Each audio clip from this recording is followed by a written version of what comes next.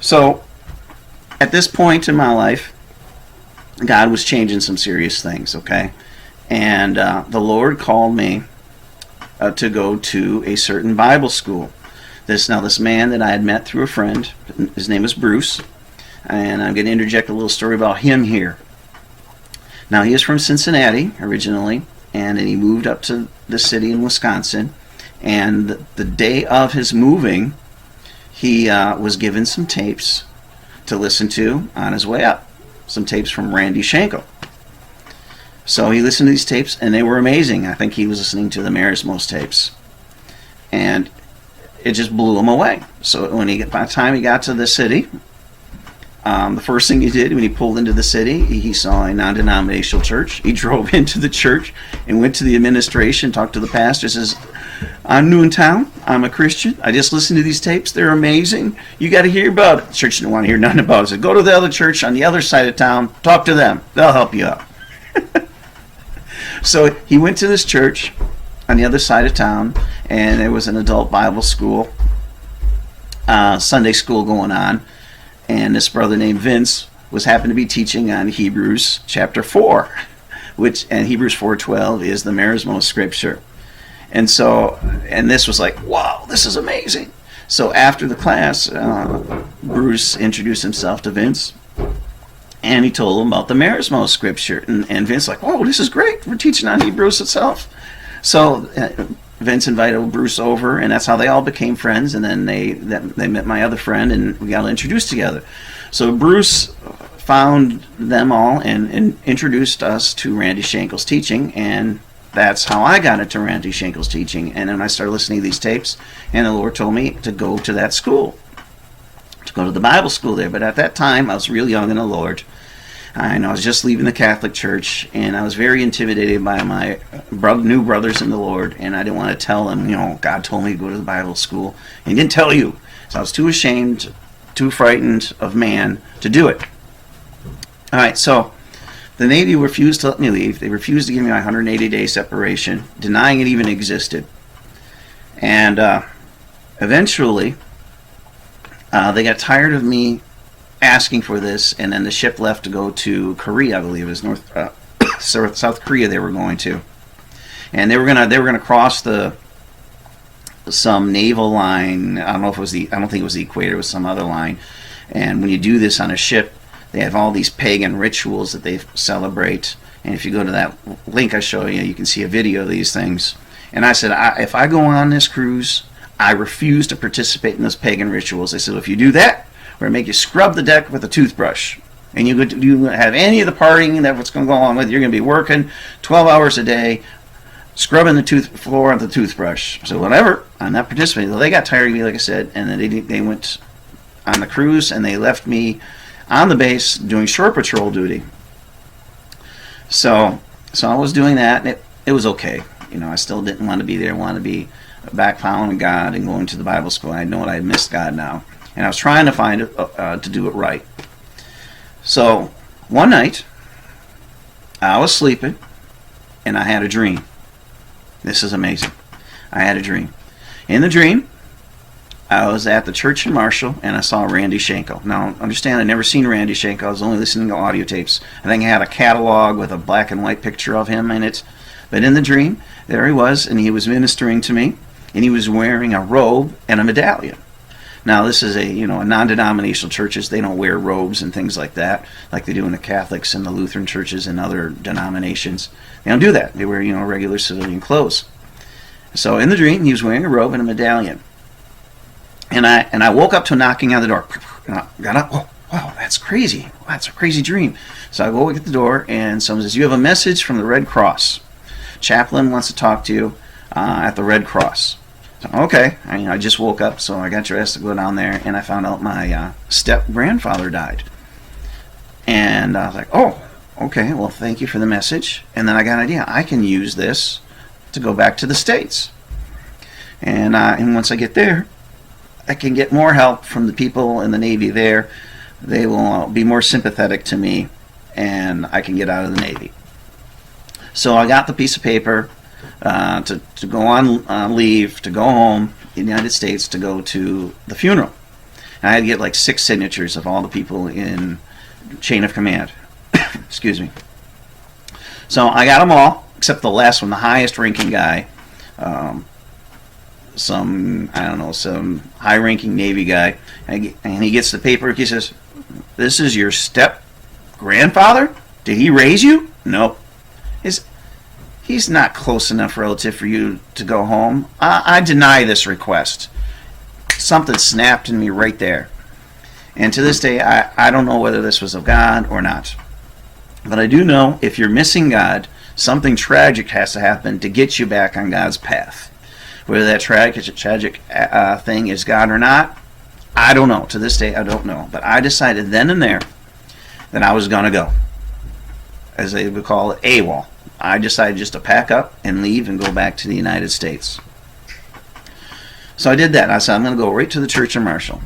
So I got on a plane, went all the way to church in Marshall, and of course I didn't tell them I was AWOL. And I got there, and I couldn't find a job. I couldn't find a place to stay. The land was like closed to me. It was not right. The land wasn't opening up. I was doing something wrong. Of course, I was AWOL and wasn't taking care of it. So I decided to go back to Wisconsin and stay with a brother and sister there. And of course I didn't tell any of my family or my friends, but just them. And I told them, I'm AWOL. I just don't want to go back. I'm going to live in secret here, get a job. So when I told them I just went to church in Marshall, I said, it's fantastic. I really liked it, but just the land wouldn't open up for me. They said, well, that's interesting, because we want to move. We wanted to move to a nice big church, and we were thinking about all the different places we can go. I think it's God for us to go there. I said, I'll tell you what, I'll work all summer, I'll give you all my money. We'll all move together. You just feed and house me, and you can take care of my money, and we all travel out. He said, yeah, that's a great idea. So worked all summer, and the pastor of the church there, he gave me a word of prophecy before he left. At first, he did not know anything was going on. He told me later when I talked to him. It happened afterwards. He gave me prophecy. He says, when you go to Texas, there's going to be something you need to do that you don't want to do, and you need to do it. And I'm like, okay.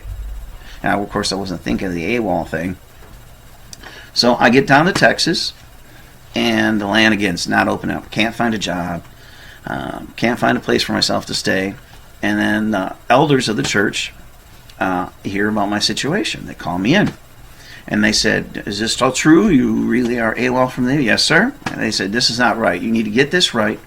You need to get right with God and do everything correctly, and then the land will open up. I said, okay, I'm ready to do it. I said to him, pastor from Wisconsin prophesied I need to do something I want to do. All right, I'm willing to do it.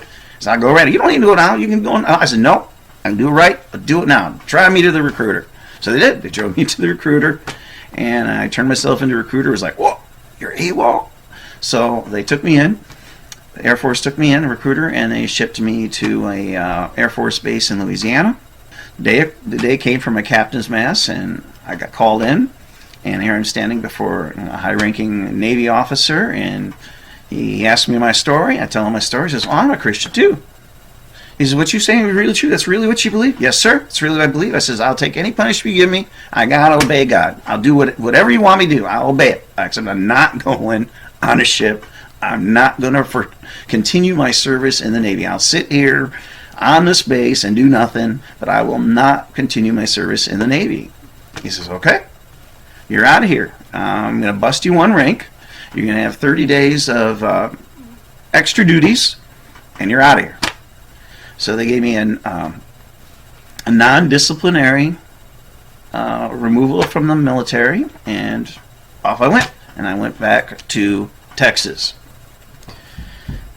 All right, so now I'm going to talk more about what happened with me in Marshall, Texas. So when I arrived in Marshall, Texas, I'm going to go back. So the first time I went to Texas, when I left the Navy, remember I had the dream I told you about with Randy? I was there for like 2-3 weeks before I went to Wisconsin.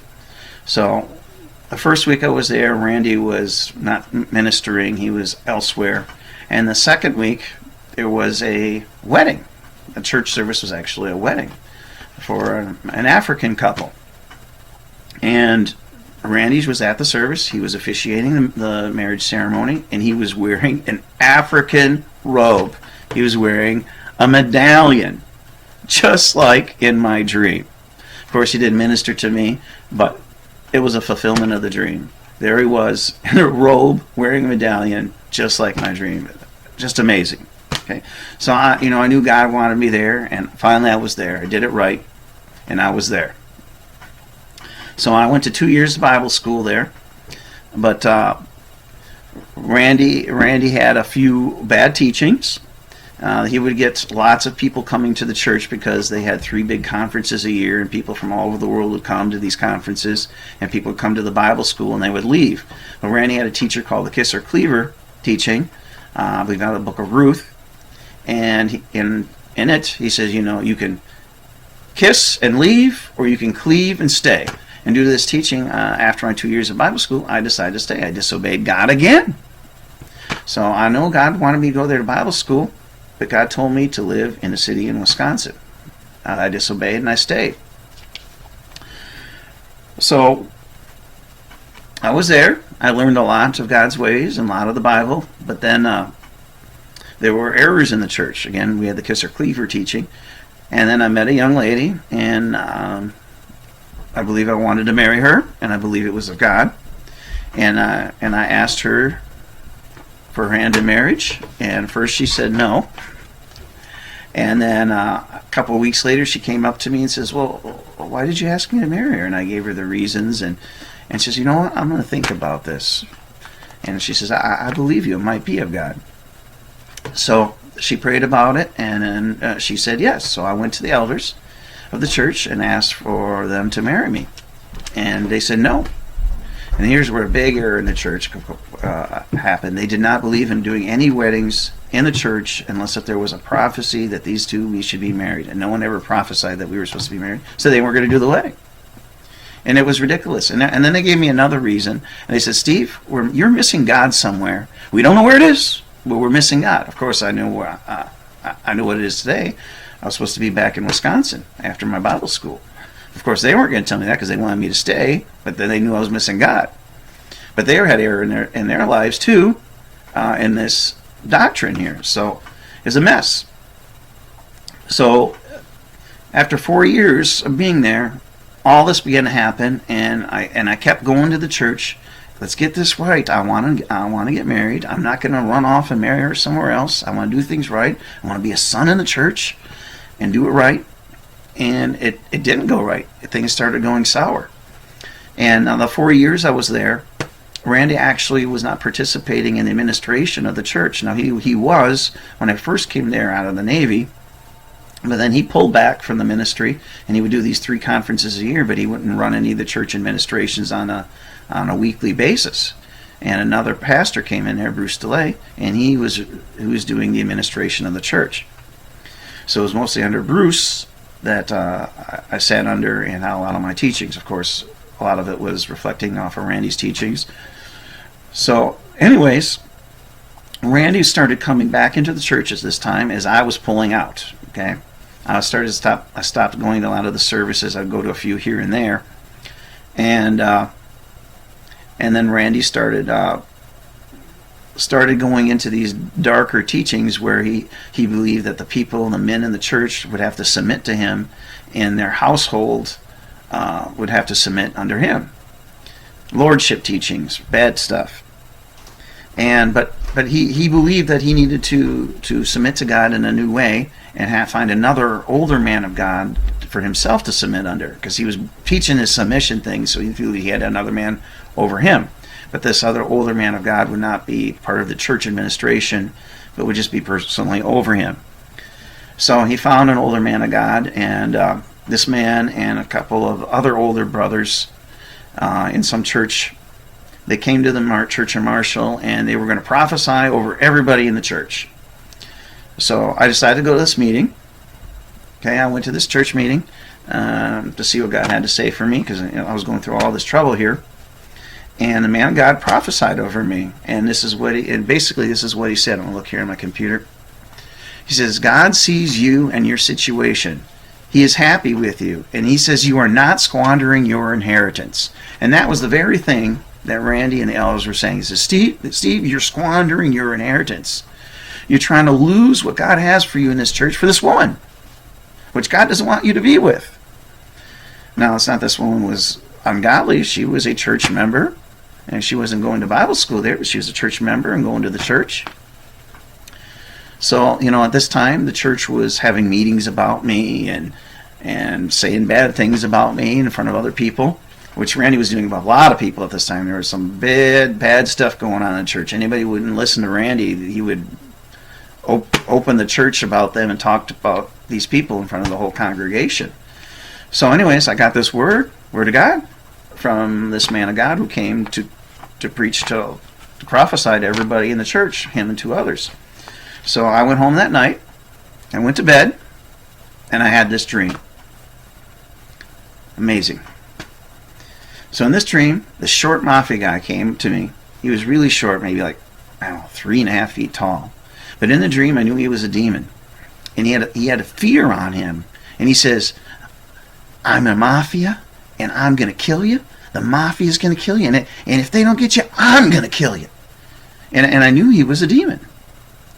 And I says, you're not going to kill me. I picked him up and swung him around. I said, I'm not afraid of you. And I could feel the fear emanating from him. He was a demon of fear, and he was trying to put it on me. And I woke up. You're not going to believe this, but it's true. I woke up, and standing next to my bed, a 3-foot black 3-dimensional being was next to my bed. It was the same demon in my dream, standing next to me physically in my room, next to me on my bed. And I could feel the same fear trying to permeate my soul. But I took a hold of that in faith. Not I didn't take a hold of him, but in faith, I took a hold of faith. And I said, in the name of Jesus, I command you to leave this room, leave me, and go. And that demon turned around and walked through the wall underneath my air conditioner. I had an air conditioner that was up on top of the wall, and he walked through the wall, out, gone.